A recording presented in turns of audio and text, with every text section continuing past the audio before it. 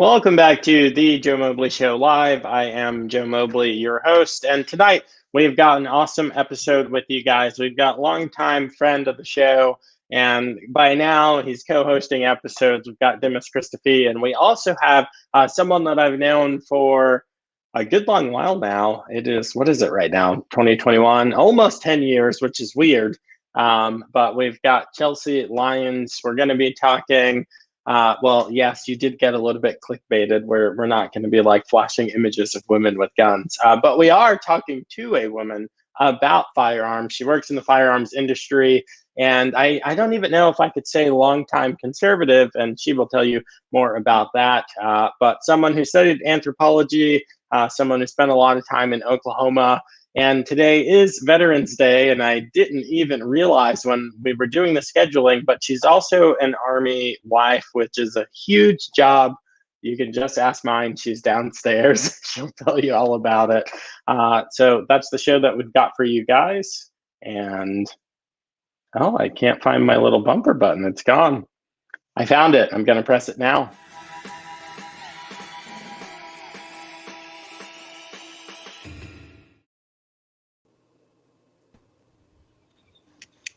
Chelsy, how are you? I'm good, Joe. Thanks for having me. How are you? I'm doing just fine. I'm realizing that I should click through all the little tabs in StreamYard or my little assets aren't there. So it's good to see you. I got to talk to you a couple of weeks ago, but I didn't get to see you. So it is actually good to see you. Good to see you. And Demis, how are you, my man? Joe, how you doing, man? First, let me thank you for your service.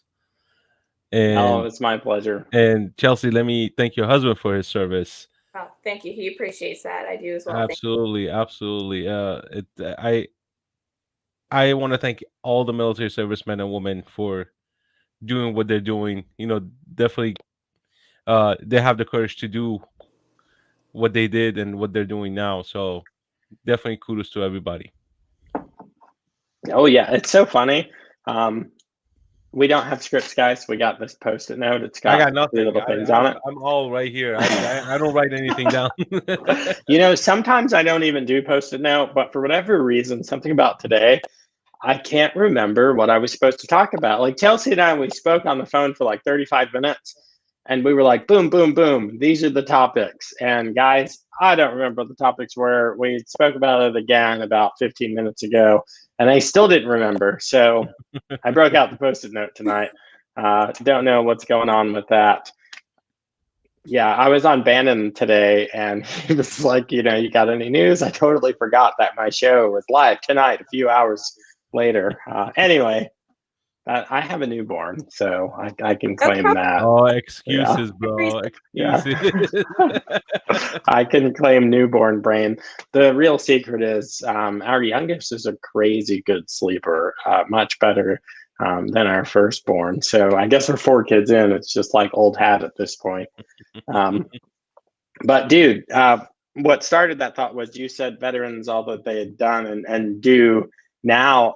I think that we're seeing a ton of vets running for office, ranging from school board, delegate, your town council, all the way up to federal offices or gubernatorial races, which is awesome. People that hopefully have read the Constitution at least one time before swearing to support, uphold, and defend it. Yeah, I think it's good. I just watched Paul Lott's interview. He's running for Congress in Virginia's 10th. Good guy, Army vet, crazy smart. So free advertisement for you, Paul. Yeah, I'm so glad that I got this Post-it note. Chelsy, tell us about yourself. Tell us a little bit of your story, and we'll go from there. All right. Well, my name is Chelsy Lyons, as you already mentioned, and I work in the firearm industry. Right now, I work in marketing for the firearm industry. I'm also in the process of writing a book on firearm culture in the United States, which that book is going to be based on the thesis that I wrote for the University of Oklahoma when I was in their Department of Anthropology. And if you had told me, 5-10 years ago that I would eventually have a career in the firearm industry, or that I would be writing about firearms, I would have thought that you were absolutely crazy. Because probably about 5 or 6 years ago, I would have referred to myself as anti-gun. Not that I really knew anything about guns or had strong feelings or opinions about guns, but it was just the cool thing to be in a hyper liberal environment. And so, if you weren't an activist about everything, even things that you didn't know anything about, that you could potentially be persona non grata. So when I decided to write my undergraduate thesis in sociocultural anthropology on firearm culture in the United States, I didn't totally know what I was getting myself into. And it has been a wild ride ever since then.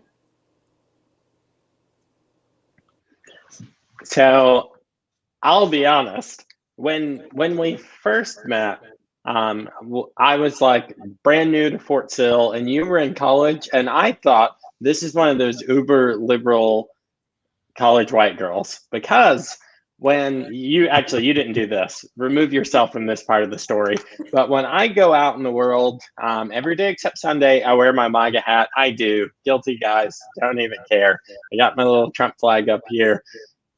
And the demographic of people that hate it the most, they yell, they scream, they get in my face. I got cursed out the other day at Giant. I was getting in my car and it was the exact demographic. It's 18 to 28-year-old well-to-do white girl. Yep. Don't know why, but it's always. And there's like these 4 of them. They're walking, 2 of them getting this Mini Cooper. And while the third's getting in, the second one to get in, she jumps out. She said, F you, F your hat, and F you again. Wow. And I'm like, one, I'm like a pretty sizable black dude. I mean, 6'1", I'm fit. I can tear a man apart with my bare hands, let alone this little skinny white girl. And just in case, I'm usually armed to the teeth. Got my friend back here. Guns. Like, but it's all the, like, she was trying to tell me how oppressed I am, how I'm a part of this aggrieved group, and I just don't see it. And then she saw my hat and was just like, F that dude. I was waiting for her to just throw out like a stupid N-word. That would have been like the cherry on top. Like, yeah, well, that's virtue signaling is what that is. And so when you don't know who you are and you don't actually have virtue or a strong sense of who you are, you have to react to things in that manner because it makes you feel like you have meaning and it makes you feel like you have virtue. And so the girl yelling F you didn't have virtue. I'm following you. Shocker. I know that she got no identity. That's what. But that sort of behavior is fostered in these hyper liberal academic environments. And obviously, I don't know that girl personally. I don't know her story or if she is a liberal college white girl. But I can certainly say from experience coming from one of those departments that is the type of behavior that is fostered there and is encouraged there, because you're not taught to be a critical thinker. You're not even really taught to be a talented writer. You're taught how to be an activist. And so if you had guessed a couple of years back when we did first meet that I was one of those typical liberal college white girls, you wouldn't have been that far off, because several years back when I first started in academia and first started studying anthropology, that wasn't really far off from where I was. And while I never verbally assaulted anybody in a parking lot, that wasn't too far off from where I was. So, but I think the key difference is you went in like a good scientist, and I'll be honest, I usually make fun of social scientists, but hats off to you, because you went in not trying to satisfy your hypothesis. You went in with eyes wide open, and when we were having our informational call, you kind of got alerted to what was going on, the type of indoctrination, by how brazen it was when you tried to commission this study. Can you talk us about that experience? Because Yeah, Chelsy was nowhere near this girl. This girl was like a 9 out of 10. Chelsy was like a 2. And I just assumed. I was just like, she's probably like, a free college, free everything. Yeah, I didn't talk to you about it, but it's because it's so often 18 to 28-year-old white women. It's almost like when I see one, I'm like, you're like a social justice warrior. Oh, yeah. I can tell. Especially if they have blue hair. If they have blue hair, you know immediately what you're getting into. And pink. Oh, yeah. Yeah. So, when I started going to school for anthropology, politics was actually not even what got me interested in anthropology. I started out as a photographer. I almost went to the San Francisco Art Institute for a degree in photography. And I really wanted to study the human experience through photographs. That's what got me interested in anthropology. And so when I started my undergraduate career in sociocultural, that is kind of what I was pursuing. And I didn't have a specific goal in mind. I had thought about, potentially working for, different blogs or, something along the lines of National Geographic later on down the road. And had no idea how political the environment was going to be. And when I got to school and I started studying anthropology, it became very clear very quickly how political these departments are. Not just in what is taught, but in also how they're ran, and just the environment that is fostered. And just to give, some examples, and I'm certainly not trying to, depict everybody in these departments as like this evil Disney villain, right? Because they're not. A lot of them are really good people. I still have a lot of respect for many of the people who I went to school with and worked with as people. But, to give you a few examples, there was one of the years that I was there, it was election season, and a girl showed up for class with a Ted Cruz 2016 sticker on. And this is in Oklahoma, so it's not like a conservative's hard to find. Right, exactly, yeah. But in college, big no-no. Yeah, in a very liberal department. And I'll say this is not unique to the school that I went to. Anthropology, I think, has been essentially hijacked by neo-Marxist literature and ideology. And so it's not unique to the department that I was in. This is in all of the academic papers and studies currently existing within sociocultural anthropology. But this girl comes to class, she has a Ted Cruz 2016 sticker on her laptop, and immediately all of the other students, are immediately talking about this girl behind her back and excluding her intentionally from study groups.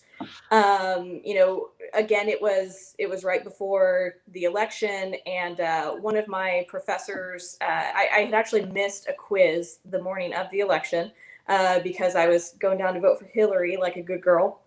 And, the next day I realized that I had missed a quiz, and that professor had given me a pass because I went to vote. And so she just, went ahead and gave me the points on the quiz that I missed.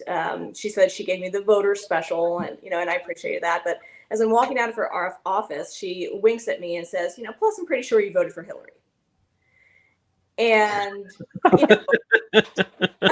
and at the time, I'm like an undergraduate. I'm not, at the time, I'm just thinking like. Because you were hearing a wink and a nod was a right-wing conspiracy, and then you got a wink and a nod. Right.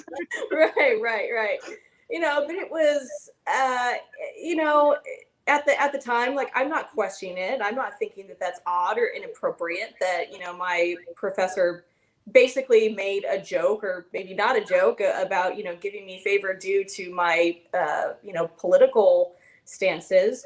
But, later on, as I really started to realize how political these departments were and how everything you wanted really could be handed to you on a silver platter if you played the right politics, if you wrote on the right topics, if you got involved in the right causes. And on top of that, none of these classes that I took really gave any foundation foundational information on the basics of capitalism or neo-Marxist literature or Hegelian dialectics. Like, they don't actually teach you those things, but what they do is they push these hyper convoluted texts down your throat all the time that you don't understand because you don't have the foundational information to really make sense of all of it and to, you know, really tease it apart. And then they just tell you how to feel about it. And, you know, I once made a joke that, you know, if you wanted to get an A in an anthropology class, all you had to do was blame everything on white men and capitalism. And, you know, there you go. You could turn in like the worst paper that you ever wrote, but you will pass if you blame everything in society on those two things. And, you know, that's really only kind of half of a joke, because your politics definitely played a part in the favor that you received from your professors, from your peers, and the right politics were obviously rewarded. I remember when we were talking, you said, you said something like, I guess it wasn't, my topic wasn't on the Marxist professor approved checklist. And I just busted out laughing. So I know a girl who actually stayed in the department to write her master's thesis. And when she presented the topic that she wanted to do, which was, you know, on, you know, kind of like some more localized culture, one of the professors, you know, really shot her down over it and basically told her that it wasn't meaningful or political enough. And, you know, if you wanted to get ahead in the department, if you wanted to be in with the professors and get recommended for the PhD programs and the scholarships and the internships, you know, there were certain things that you kind of had to care about, right? So you had to care about abortion. That was a big one. You had to be anti-Trump. Everything was, you know, again, this is 2016. And so, you know, if you weren't anti-Trump and, you know, making that, you know, very clear in your work, you know, that's a red flag right there. You had to be all about the environment, everything in, you know, I've never seen so many 18-year-old experts on the environment before. It was pretty astonishing. We're all experts in environment at this point. Right, yeah. So, you know, and so there were certain topics that if you cared about these 5 things, you were probably going to get ahead. And if you didn't care about those 5 things, you know, well, maybe you don't get into one of the top 10 programs. So this is the most important interview question for the whole show. We need to find out exactly how woke you were in that moment when you were voting for Hillary.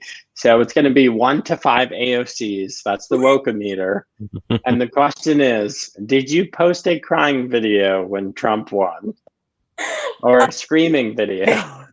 So it wasn't a video. It was a strongly worded Facebook post. Okay. Were there crying emojis in your post? There were no crying emojis. Was it all caps? There might have been a few capitalized words. We'll give you 1.5 AOCs. 1.5 out of 5. Chelsy, let me ask you a question. What got you into the whole gun business? Yeah, so that was a complete surprise. So I actually took a break from anthropology for a while, and because towards the end of my undergraduate degree, I was getting burnt out. Some things were also just not really making sense to me. The last project that I had done, which was my capstone, was basically me realizing that anthropology was just an institution, that, you know, we're this like group of these hyper woke people talking about how we're anti-institution, but we're like, you know, at this university and all of you have tenure. And so, you know, you are the institution. And so I had written my capstone on that, and then I decided to take a break and leave the department, and I ended up pursuing a second undergraduate degree in organizational leadership. And right before I graduated, I sat down with my advisor, and he told me, hey, by the way, did you know that you only have like 3 anthropology classes left and you would graduate with 2 degrees? And I was like, well, no, I didn't know that, and I may as well just do it if I've already put in all that work. But I That's really, so weird. That's like a super left-wing degree and a yeah, pretty capitalist right-wing degree, like organizational and business right, leadership is. right. You would think. You would think. There's some surprises in that one too, but yeah, they're squeezing it in everywhere. Built in, buddy. It's all everything's built into the Yeah, agenda. Right, right. that's true. But I decided to just go ahead. I was like, well, I've already put in all of this work. I may as well go ahead and complete this degree. But I didn't want to sit through like another class on, I don't know, how to complain about the world and solve nothing. And so I decided to go back if I could do like just my own project. And so I decided to do an undergraduate thesis via two back-to-back independent studies. And so I just sent out an email seeing like which of the professors would work with me. And around that time, my husband, who is in the Army, we were down in Fort Worth, Texas, and he took me to the Fort Worth Gun Show. And he asked me if I had wanted to go with him, and it sounded really boring. And I said no. And he said, from an anthropological perspective, I think you'd actually think it's really interesting. So, by the way, to all of you guys out there who want to get your wives interested in guns, just tell her that it would be really interesting from like an anthropological perspective. That's one way to get your wife to go with you to a gun show. So I decided to go with him. And while I was there, what I noticed was that nothing around me looked like what I had imagined the gun world looking like. And, all of the stereotypes that I kind of bought into during the time that I was woke, that wasn't what it looked like. There was no And gunfight. There was no. what? There was no gunfight over there. There was Nobody was no like shooting at gunfight. each other. Yeah, there was no gunfight, and not everybody was an old white guy. Not Oh, every. sheesh. And that was actually the thing that piqued my interest, was that I was at this gun show and there was every single demographic in that room. There, gay, straight, Men, white, women, black, old, yeah. yeah, all over the place. And so I thought, that's actually kind of interesting. What is it about firearms that can bring all of these different groups together? A big part of the literature that I read as an anthropology student revolved around identity politics, and so I kind of still had that a little fresh in my mind. And so I decided that gun culture in the United States would be an interesting thing to study for an undergraduate thesis. And so that's actually what ended up getting me interested in guns, and completed the thesis at the University of Oklahoma. And then, here we are, I guess, 3 years down the road, and one thing just kind of led to another. And, I continued pursuing firearms because I was interested in writing a book on firearm culture. And then I just kind of ended up in making a career out of it. That's awesome. Yeah. Well, I mean, I didn't properly introduce myself. I'm the host of Immigrant Corner. I'm an Iranian immigrant. Links below. I lived here for 27 years. I came to this Okay. country when I was 13. I lived in California for 15 years of that 27 years. And I had a different mindset when I lived in California. Mm-hmm. It's just the environment. You kind of get sucked into it, and growing up, I wasn't into politics. I think the first time I was able to legally vote was for Bush and Al Gore and Bush. Okay. Mm-hmm. So I hated Bush. So I voted for Al Gore because I couldn't stand him. Then I moved from California. Then the entire mentality changed because now I'm in a different world, different environment, and I'm a huge gun advocate. I love guns, and not so much shooting it, but more like building them. So, and Oh, this is one thing a lot of people don't understand is when it comes down to guns, a lot of people like to build them. The yes. gunsmith like to put them together. Just the functionality of it. Just Mhm. it's more exciting to them than going out and shooting the gun itself. Yes. Mhm. So I build my guns from scratch because that was more exciting to me because I could actually get the parts and put it together the way I like to put it. I like to see it in my hands and all that. Then how I got my wife interested, because she's like, I hate guns, I don't like guns. Yes, I'm buying that, by the way.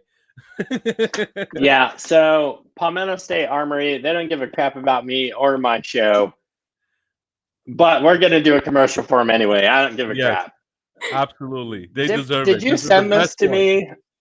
Dennis, you I sent this to me the other Yes, day. I did. Patriots, please go out and buy this right now. It's $60. I am going Money to well invest. spent. I am going to invest in that lower receiver immediately. This is Like, can you tell them what it says here? I don't know how big it is. Can I get this bigger? so for safety, it has the F word. There we And go. when you want semi-auto, you go Joe, and you want full auto, you go Biden. And the best part is the model. It says let's go 15. Brandon, whatever, like 000, which is the best. That's the best model name you could ever come up with. It's gonna be great. Well done. You can get back to your builder story. Yeah. so the first pistol I bought was a Glock, and I Okay. took my wife with me to the gun store to pick it up. And she held it. She's like, "Oh, this is kind of cool." Then the second thing was I took her to the range.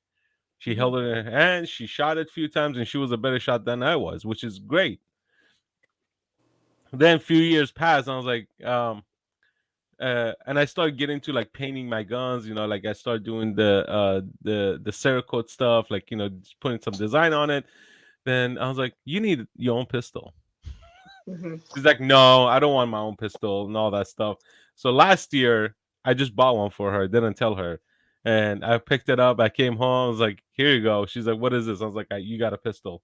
Then now she keeps it by her side all the time. Oh yeah, oh yeah. So It's really addicting once you start. Again, my husband, he took me to a gun range for the first time. I had never been to one, and the very first gun I ever shot was a CZ Scorpion. And it was so much fun that I was hooked on it ever Scorpion since. has a good kick on it though. That has a It good. doesn't. The CZ Scorpion actually has really light recoil, and it's Really? only millimeter. Yeah, and so you look at the firearm and you think that it looks kind of intimidating. I've never shot it, but I think I think from looking at it, I think it'll have a huge a kickback. Yeah, CZ The has recoil. actually very, very good ergonomics on CZ firearms, Oh, awesome. and so it actually has some very, very low felt recoil. So you should give it a try because it would actually surprise you. So All right, I that's gotta my try it own now. defense firearm of choice, by the way. So I have like a flashlight on mine, and so if I'm It's all like decked out. alone, that's my bedside firearm. Yeah, so All decked out. Awesome. yes. It's good to just have one. I have multiple firearms at bedside, and I don't want like an intruder to walk in on an awkward situation of me like which one of the just hang on a sec. Just like, I mean, this one's got the light mounted on it. The other one I'd have to hold the light. And yeah, they're just options. So it could have worse problems. Eliza and I don't know if she's ever told you this story, but our official first date, even though I failed so hard when I was asking her out, I asked her if she wanted to do something sometime with me. But our first date, what she says is our first date, is I asked her to go to Gink's Gun Shed in the middle of nowhere, Virginia. Like wherever the middle of nowhere is, you take two more lefts and there's Gink's Gun Shed. To go pick up, I was getting a Springfield XD. And I was like, "Hey, you want to go with me?" So she tells her friends, this might be a date. I don't know. I'm going off into the wilderness with this black dude to get a gun. So if you never see me again. I'm sending you locations. Yes. And now she's fully gun developed. We were thinking about getting another gun. I'm like, "Oh, do you want to get rid of, your previous gun?" She had this little Taurus. She was like, "No, let's keep that and get another one." Yeah. So she's arrived. She picked up a SIG 365. Yeah, I think I want to get a Hellcat. This is going to turn into a gun episode. I got rid of that Springfield XD a while ago. It was awesome. It had the V10 slide with all of the fluted and serrations. But I'm seeing on YouTube so much because it's advertising, because they're after me. I keep seeing the Hellcat with like the cool little mounted, reticle. And I went to the gun store and held it. I was like, oh, this feels nice. That's how they get you. So I gotta ask you this: how much pushback are you getting from friends and family that you are in the gun business and you deal with the sales and all that stuff? Like, what do you get a lot of pushback from your families or from your friends or former friends? In some cases, I guess. So for my family, no. My family is fairly conservative. I grew up in Oklahoma. Both my parents are fairly conservative people, and so not really any pushback from family. From friends, there was definitely a great purge, as it appeared. Basically, after I started, and even to this day, I still don't consider myself like a hardcore conservative, right? I actually consider myself a little bit more libertarian and kind of middle of the road. I'm not like a diehard Trumper. I meant to bring that up in the intro. Yes. Oh, okay. Chelsy's not like a hardcore ride or die MAGA to the grave. Right. I think at one point you said like center right, and then you said libertarian, and I was like, she'll explain it herself. Right. Apologies. I have voted, Republican and Democrat. There are some Democrats out there that I actually think are awesome. I love Tulsi Gabbard. Yes, she's been pretty great. It almost sounds like you think for yourself. Almost. That's dangerous. Nuance to politics and policy ideas. Almost, Joe. Almost. But I would say if I had to, label my political beliefs, I would say fairly libertarian, probably center right. But when I started to express some more viewpoints that just went against the ultra woke orthodoxy, there was definitely a falling away of a lot of friends and a lot of pushback. Pretty much almost everybody who I knew from like the department that I was formerly in, I think like 2 people still associate with me. So yeah, there were several friends, a lot, who, unfriended me, cussed me out, couldn't believe that I would support something like firearms or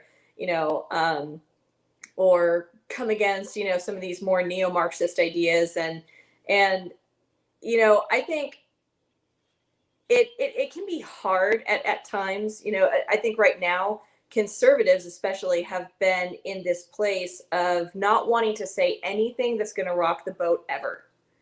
And so I think that over the last, several years, politically, conservatives have just kind of like been like the nice guy. And, it's to the point where I think that things are so crazy that just saying something that is true is now controversial. Saying things that are true, objectively true, it's offensive, but if you're not willing to be offensive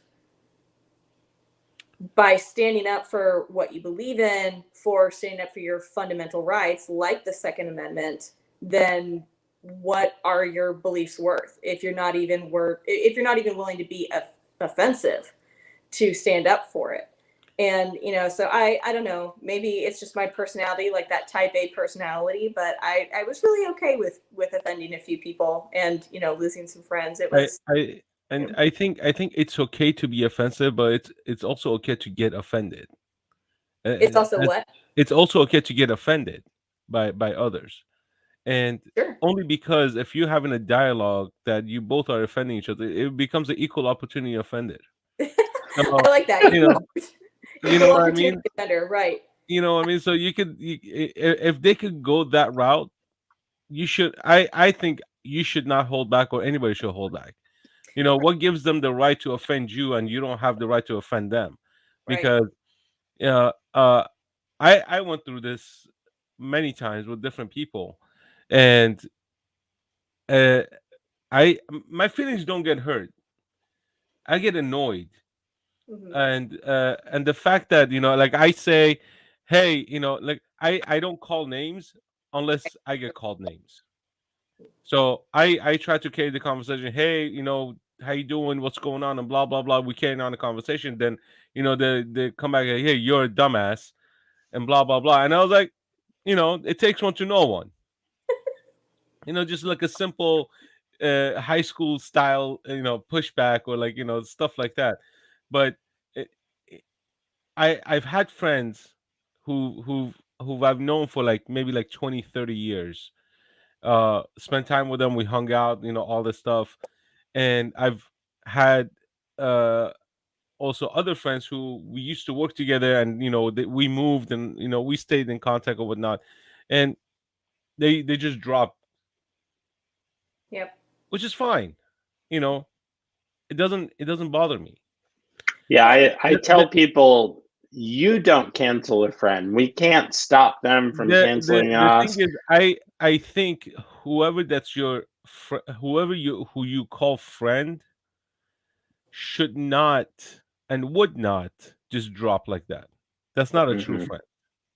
A very true true. friend will check up on you once in a blue moon. A true friend will call you once in a blue moon, just to see how you're doing, regardless of your politics, because the politics doesn't really change the way you guys grew up together, or like you guys used to hang out, or the history that came from it. Right. And I think that's what's happening here, because a lot when you create the division, now you're putting yourself into two different categories, and like this category is much better than this one because this one's less extreme than this one. But you know why do we even have to be part of a group? Right. You know what I mean? Before Obama came into the picture, nobody was in that picture. Nobody was in that divided. Nobody cared. When Bush was in the office, nobody really gave a damn about It Bush. almost seems like there were more white supremacists after all the white people voted for the black guy to be president. Right. You know what I mean? Uh so that's why I say, like, the pushback when you go into like a field, like especially with guns, a lot of people, they're trying to dismantle the Second Amendment. They're trying to say self-defense is it's BS. You don't need a gun to defend yourself. You could just throw some grass at the guy and he might just run away. So you know um and like you see states like Chicago, you see states like California, you see like these liberal states who have the strictest gun law, Right. strictest gun law with the highest crime, saying it's their neighboring state's fault for the gun violence. Right. Right? Chicago is one example. So for people to come and create that separation, you know, I have really really good friends who are 100% liberal, 100% on the left, good people, good-hearted people, and they love guns. Yep. And they don't come and say no, Second Amendment has to go away. Right. And again, it's not the fact that you're using the gun to scare people. You get a joy out of it, you feel protected, Right. and the mechanical aspect of it maybe gives them a joy. Putting it together, taking it apart, oiling it, cleaning it, whatever. That aspect, that entire aspect, you could be anti-gun as much as you want, but you take one, you put it in your hand, and you start putting it Yep. together. You're like, oh my god, this is great. Or you Now, shoot it. and then Take when you that shoot it, you're leftist like, to the oh my range and god, let I them can't shoot believe I'm one liberal. round. Yeah. Well, and There's that's nothing like you bring up a really good point by saying that you have liberal friends that are very pro-gun, and I think that's an important point to make. Is there's a firearm historian named Ashley Lubinsky who has written really incredible pieces on the history of how firearms have become so politicized, and how that's actually a fairly recent phenomenon within American politics. And if you go back, 30, 40 years ago, you don't see that political divide with politics. And it's been something that has been very intentional over the last 20 to 30 years to win elections. And I know liberals that are very pro-gun, and I think it's an important distinction to make that, first of all, firearms are not, or at least don't have to be, politicized. One of the biggest demographics of firearm owners is trans Black women, because they face so many threats against their lives on a regular basis. And it doesn't have to be this politicized issue. And I think it's also an important distinction to make between what I would call your kind of, classic liberal, or a traditional Democrat, and the neo-Marxist, right? Because that's, to me, those are two different things. Those are two different categories. I have friends that are liberals, that are Democrats, that have voted blue for the majority of their lives, and they're very smart, rational, caring people. That's a completely different thing from this woke, Hegelian, neo-Marxist ideology that is for sure starting to kind of hijack the establishment left. Well, we could thank the media for that one. Oh, it's for the media, you said? Oh yeah, we could thank the media for that. That's what they do. That's their job. Part of it. It's a huge part of it. But and another part of it is the slow march through the institutions, right? It's been something that has been intentional for decades. Neo-Marxism has, all but completely taken over higher education. And Joe, I'm sure you've seen it start to take over even elementary schools, and as young as kids in kindergarten and in grade school with CRT, and then they want to pretend that they're not teaching CRT. It's like, yeah, okay. We're fighting the fight here. Yeah, Demis is in Loudoun County too, where they just had that fourth grader record the teacher who was flagrantly teaching CRT. The teacher comes out and says, that's a violation of my rights. False. Virginia state law is very clear. It's a single party consent state. The student knew that they were recording. Also, you weren't at home or talking with your friends. You were teaching in a public school. Right. So what's the reasonable expectation of privacy that what you're doing is not going to be made public in a public school? It's in the word. Yeah. Exactly. Yeah, Chelsy, you're absolutely right, though. It's freaking nuts. Yeah. So both of you hit on Second Amendment, and we'll just touch on this because, we do have one question. Guys, if you have questions in the chat, just throw a couple of question marks up, type it out, and we'll get to it. Patriot Labs, I've got your question. We'll get to it just after this. Kyle Rittenhouse trial. It's all over the place. Unless your head's under a rock. He's not guilty, bro. He's not guilty. Yeah. He's innocent.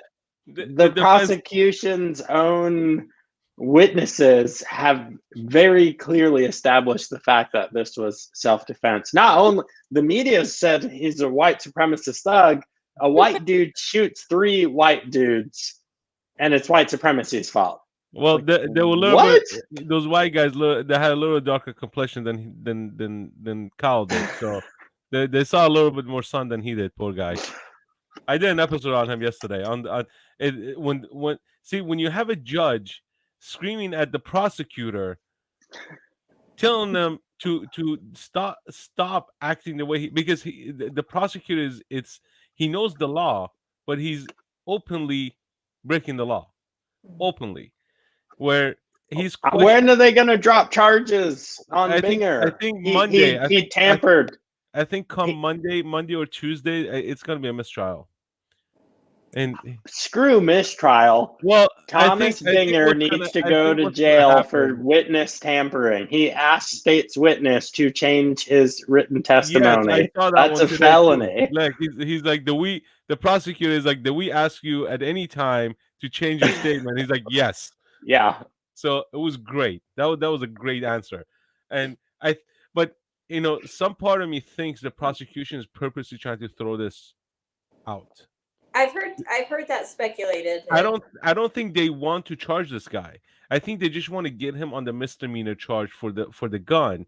But even that, because once if they I so there's two sides to this. If they get him on the misdemeanor charge for the gun, then the prosecution can completely change course and go after the misdemeanor aspect of it and make it that he illegally obtained the gun, and now one person is dead, one person. I think they screwed I the know, pooch on that too, because he didn't. If my understanding is correct, if he because minors can use rifles, they can't take correct. possession of or own pistols, but they can rifles. And if they do have those rifles, the state line, I haven't read into the specifics of Kenosha stupidity, but the state line has no bearing. If I'm 17 years old and I live in, well, that's a crap hole, not tri-state area. But I live in like Pennsylvania, where Pennsylvania, West Virginia, and Virginia kind of converge. I can take my rifle in all three of those states. It's totally fine. And I think that's the thing and I think that's the only thing they got is the misdemeanor charge for him having the gun. Even that's not gonna stick. So I think the prosecutor is purposely trying to throw this entire case out by that's not true. Doing. That's not true, because there's a legal problem where if he's breaking the law on the misdemeanor charge, because there is a law, especially regarding firearms, that if you committed a crime and during the commission of that crime, other crimes happen, you're culpable for it all. Yeah. Which is an angle that right. I don't know what this prosecutor is doing. He's not going to get a murder charge. I know that. The way it's going, even prosecutors, like key witness, took a biggest dump on that case that you can ever see. So Chelsy, I told you before, I feel like this trial, Kyle Rittenhouse is on trial, but the Second Amendment's on trial because when Gage comes onto the stand and says he didn't shoot me until I pointed my gun at him, it makes it very clear he just testified on the record that this is a self-defense shooting. I pointed my gun at him. He pointed his bigger gun at me and shot me. And then I freaked out. He vaporized my arm. So the fact that we're still in court right now makes me feel like the Second Amendment, the basic right to defend yourself, is on trial. What are your thoughts? First of all, I'll preface by saying I'm not a legal expert, okay? And so I'm not pretending that I'm, any kind of authority on, the legal aspect of the case. I'm not at all. From what I have seen of the trial, and I haven't watched all of it, I've watched bits and pieces. From what I have seen, it certainly looks like a pretty blatant self-defense situation. If somebody is following you, running after you, pointing a firearm at you, and you respond by defending yourself with a firearm, I mean, that seems pretty cut and dry to me. And again, not a legal expert and not following the case, completely, not watching all of it. It would appear that way to me. Now, what I will say for sure is that the memes coming out of it have been pretty hilarious, and I've been appreciating all of those. So whoever is making these Kyle Rittenhouse memes, that's pretty on point. But what I do see in this whole trial, and what you see from a lot of the media coverage, unless you're talking about some more conservative outlets like the Daily Wire, what I have noticed is a pretty concerted effort in a lot of the legacy media, like the articles that you'll see from CNN or the Washington Post, New York Times, et cetera, et cetera. It seems to me from the little bit that I have followed from this trial, that there is an effort to paint this as it was not a self-defense situation. It seems like they're leaving out a lot of information. It was a hate crime. Didn't he kill 6 black people? That's what CNN said. Right, and it's all tied to these riots last summer and BLM, and so it's so politicized that I don't know. BLM. I heard Kyle Rittenhouse launched a Klan rally in Kenosha, killed 6 black people, and that's what are you talking about? BLM and riots. Right. So all of it has gotten completely politicized, and so I don't know if I would say that the effort is more targeted towards Second Amendment rights, or if it is just more of this push for woke ideology, right? And I can't say for sure on that. But we do know that anytime you see, we do know that the legacy media doesn't like firearms, right? And they don't like self-defense. They don't like the Second Amendment.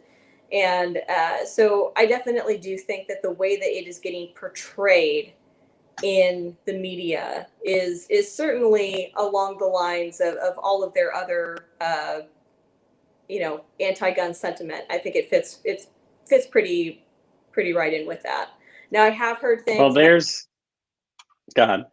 I have heard things, about the Kyle Rittenhouse trial, and I don't know if this is true or it's not true, about how it could have potentially been like a straw man purchase, that apparently like a friend of his who was over 18 purchased the firearm for him. If it's a straw man purchase, of course that changes some things. But a straw purchase is when you purchase a firearm with the intent of giving it to someone who can't lawfully own a firearm. So if the friend bought him say a Glock 27, like was pointed at his face, and you give a Glock 27 to a minor, that's a felony. Right. That's a straw purchase. I don't think that was the case, though. It's not like I can give a rifle. Yeah, I could give a rifle to my 16-year-old neighbor. That's totally fine. It's so weird. The law as it relates to pistol versus rifle versus shotgun. It's these left-wing idiots that don't know the difference between anything. They say things like fully semi-automatic. They've written the laws. They don't make any these people sense. Don't understand. A revolver is a semi-auto. This is what they don't understand. A revolver gun is a semi-automatic weapon. YouTube's gonna fact check this now. They're gonna be like, we can't have this. Like seriously, this is not a single action rifle that you're discussing. A revolver is a freaking semi-automatic weapon. It is. Like, how could that not trigger? Think about this.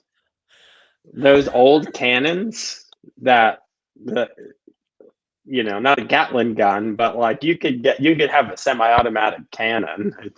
The difference between semi-automatic and automatic is pretty but here's pretty important here. Understand. When they say they keep saying military style weapon, even in the military, the full auto is 3 bursts at a time.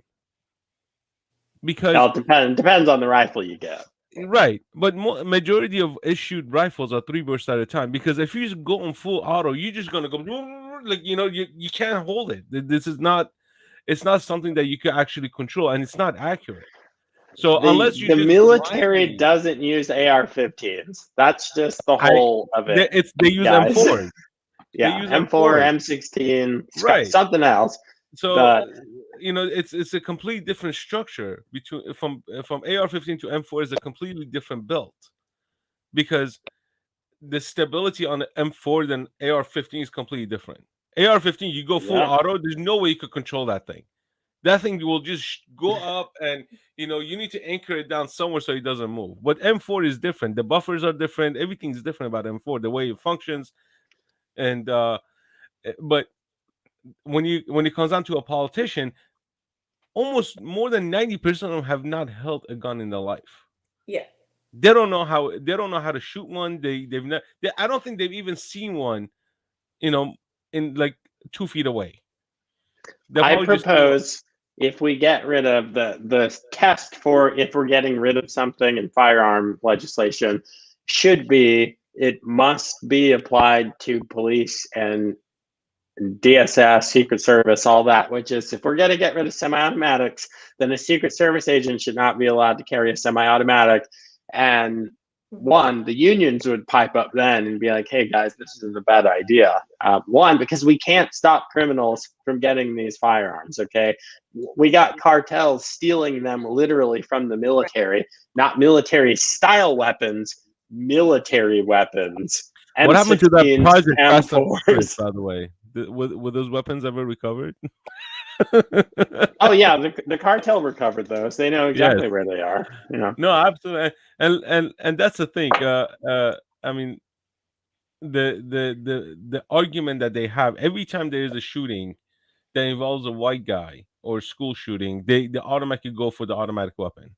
They say, oh, it's a full or the race. You know, they go for the race, or they go, oh, this is a full auto weapon, and blah blah blah. They don't even know what a full auto weapon is. They think they're watching an action movie where the guy's emptying out like 1,000 rounds in like 60. He keeps shooting and never running out of ammo. Right. You know, they don't know. You know, in a 30-round clip can be emptied out in less than a minute. I wish that my guns could do half of the stuff that a woketivists say. They're like, you can blow up trains and take down planes, and you shoot one bullet, it goes through 12 people and a wall and a bear and a tree. Yes. It's like, no. So we do is when you see in the movies where it's a person who has supposedly never picked up a firearm before in their life, you know, they're in a high stress situation and they just pick it up and know exactly what to do and have perfect aim. And you could be one-handed, like, yeah, that's my. And you could be Alec Baldwin. Yeah, like, did you know, if you guys watch The Walking Dead, everyone in The Walking Dead went from not handling firearms to I only shoot headshots. Yeah. Like, that's exactly how it works in the real life. You're immediately good at it. Immediately. Yeah. Immediate. That's the thing. And this is what they're trying to portray as Kyle. This guy was on. I mean, I have to give it to the kid, man. He had like good trigger control. Like in the way he handled it, it looked like he was well trained on handling that rifle. So it's unfortunate the situation. But I don't think this is going to be grounds for any Second Amendment argument of any kind. No, I don't. It's in Binger's hands. There. Yeah. So we will definitely have more about Kyle Rittenhouse soon. Demis and I are talking offline, and when I stop being lazy and edit the footage, there's like 10 hours of footage. Anyway, when I get through it, then we'll have that episode. We're coming up to the end. I got to get Patriot Labs up here.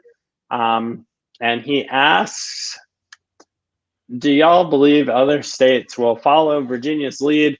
That lead being, we elected this great American, Mr. Glenn Youngkin, is going to be the next governor of Virginia, along with Lieutenant Governor-elect Winsome Sears and Attorney General-elect Jason Miyares, who is going to be investigating, you know, Fairfax schools, Loudoun County schools, sexual assaults, all of this cover-up, and basically everything that Demis and I and other parents have been fighting for between 8 to 18 months.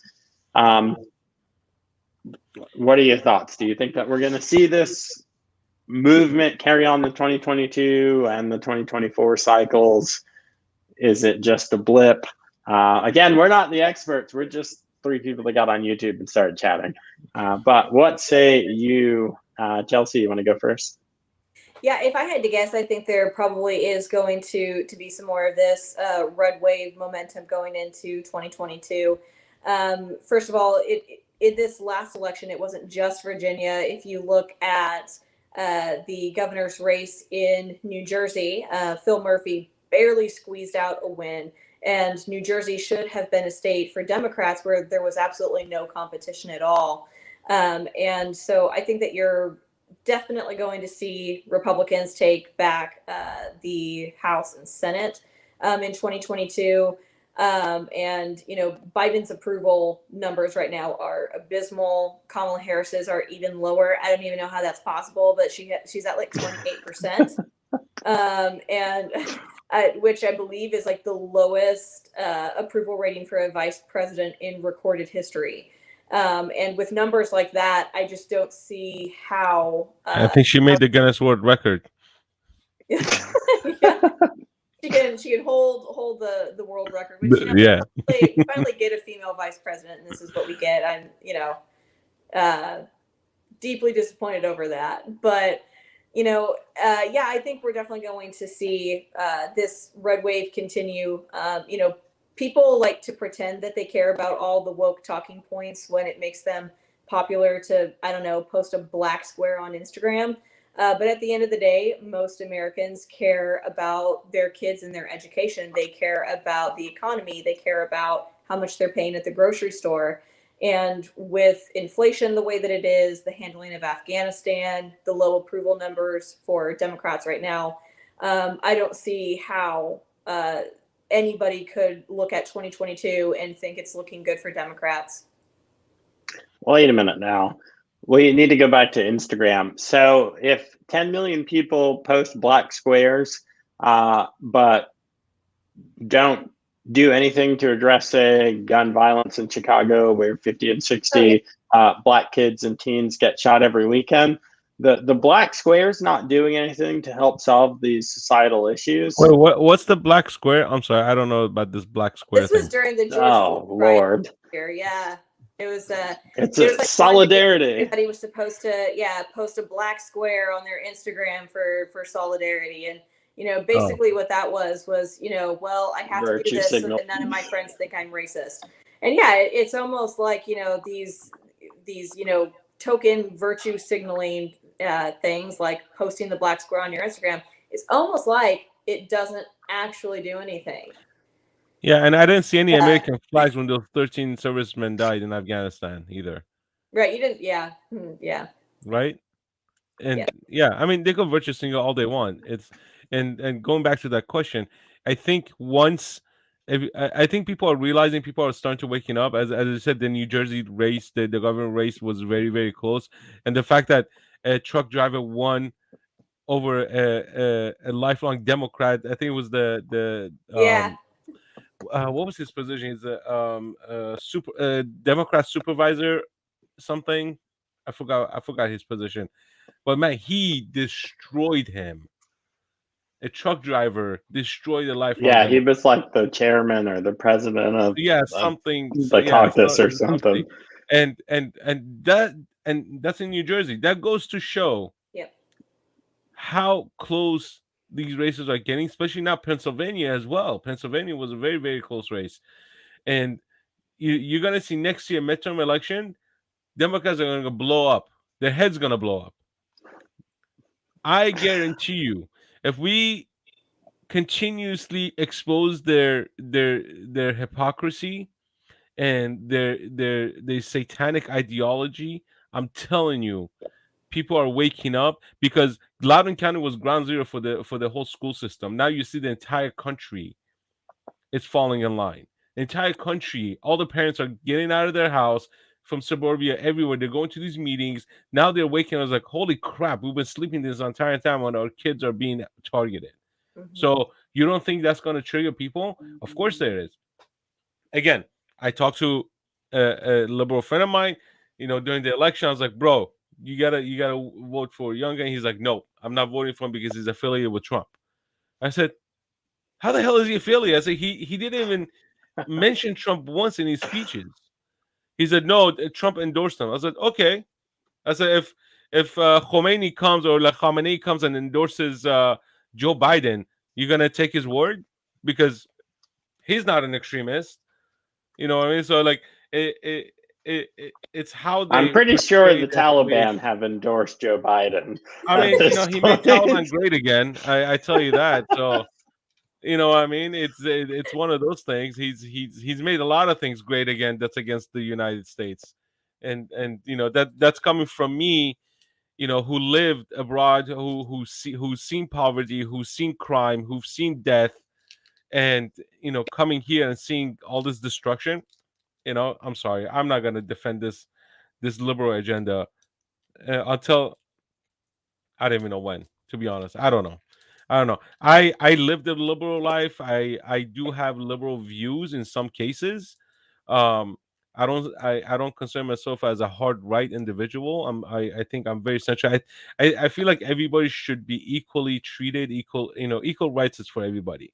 We all human. We all bleed the same color. The skin color doesn't mean anything to me. It's how you approach a person. So Joe and I, we've been talking for a while now. I approached Joe when I first saw him. I respectfully he returned the same respect back to me. Had he not done that, we would not be sitting here and talking. It was he he responded to me in a very respectful way. I approached him in a very respectful way.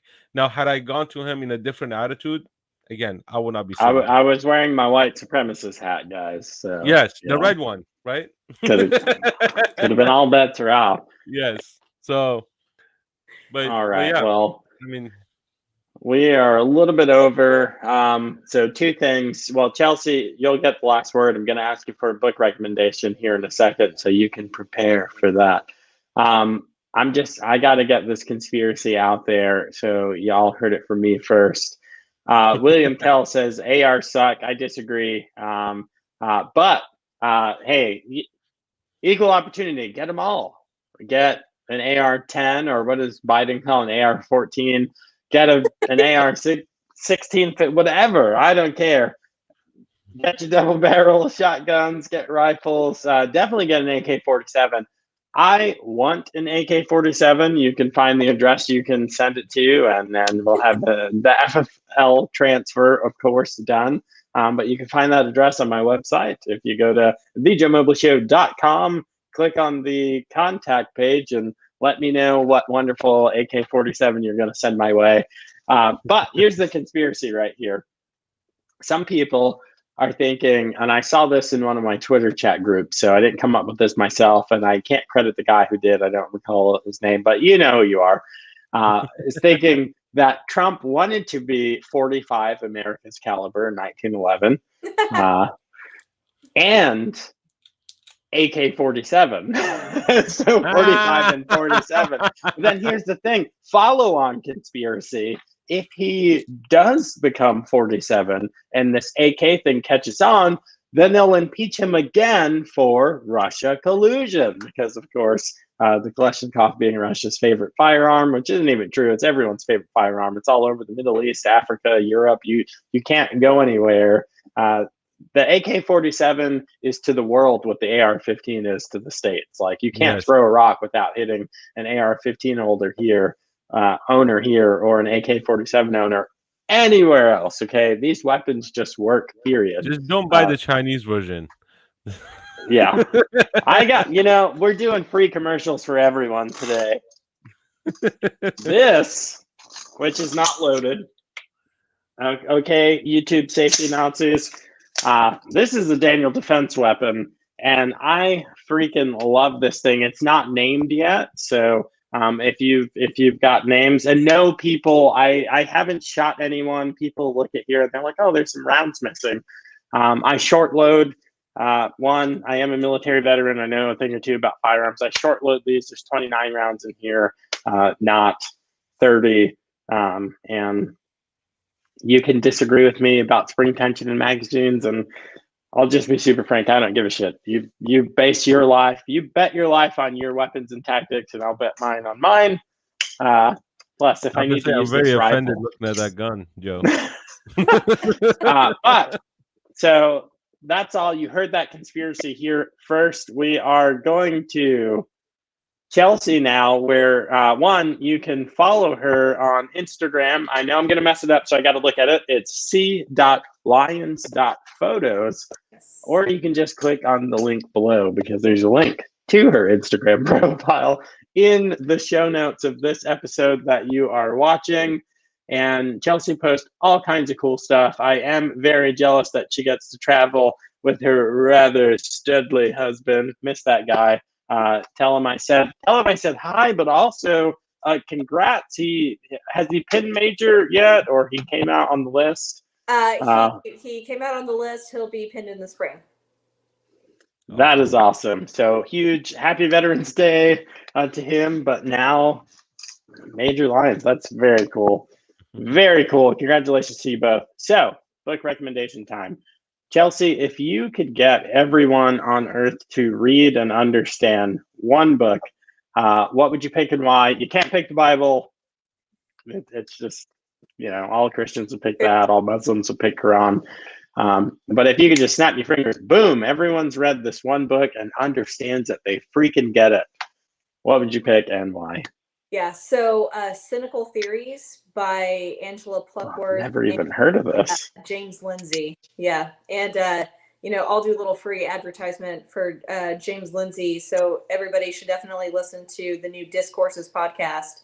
I think that book is essential in understanding the corruption within modern academia, and the very, very thoroughly explains, both in the book and in his podcast, very thoroughly explains the ideology of CRT and Hegelian dialectics and neo-Marxism that has bled its way through the school system from the universities and now trickling down. So yeah, Cynical Theories by Angela Pluckworth and James Lindsay.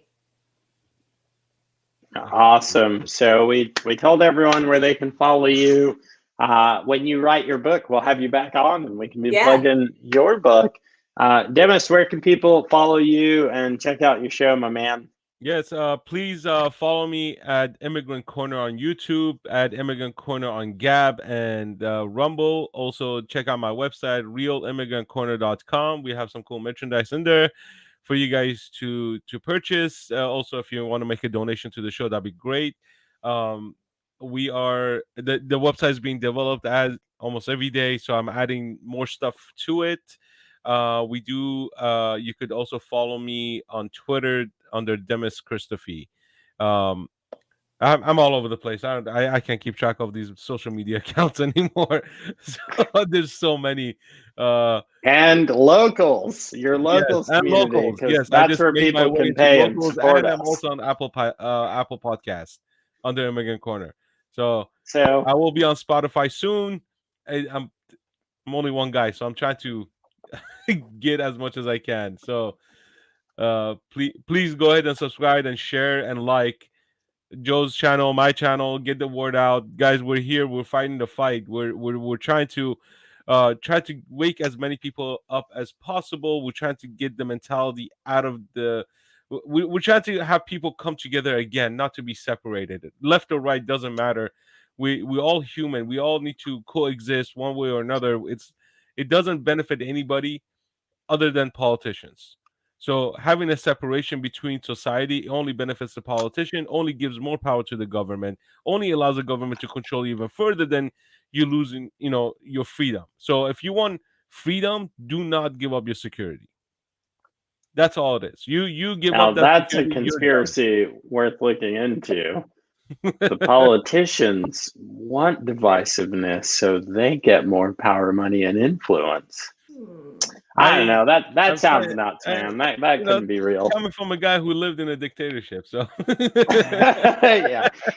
Anyway, on that note, guys, Demis and I, we get your messages, we get your chats, we get your emails. Thank you for all the love. So many people want us to do this more nights a week, and we're thinking about it, but we have jobs and families. So definitely support our shows. Go to our locals communities. Both of us have shops.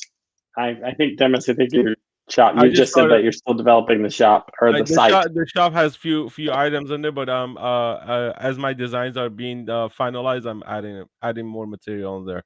So go ahead and check out whatever's on there right now. We could definitely use the donations and the help from the merchandise sales to better develop the show, better develop the channel. Get the word out there. So we could definitely get help from you guys. Exactly. So yeah, we'll we'll do what our budgets and our spouses allow us to do. Yes. Chelsy, I can't thank you enough. I had a good time. Crazy engagement in the chat. You have a lot of fans here in the chat. I didn't get to put all of your comments on, guys. Apologies. But that's the end of the show. Thanks for hanging on. We are 15 minutes over, and that's okay. I hope you enjoyed the show. That's all I got.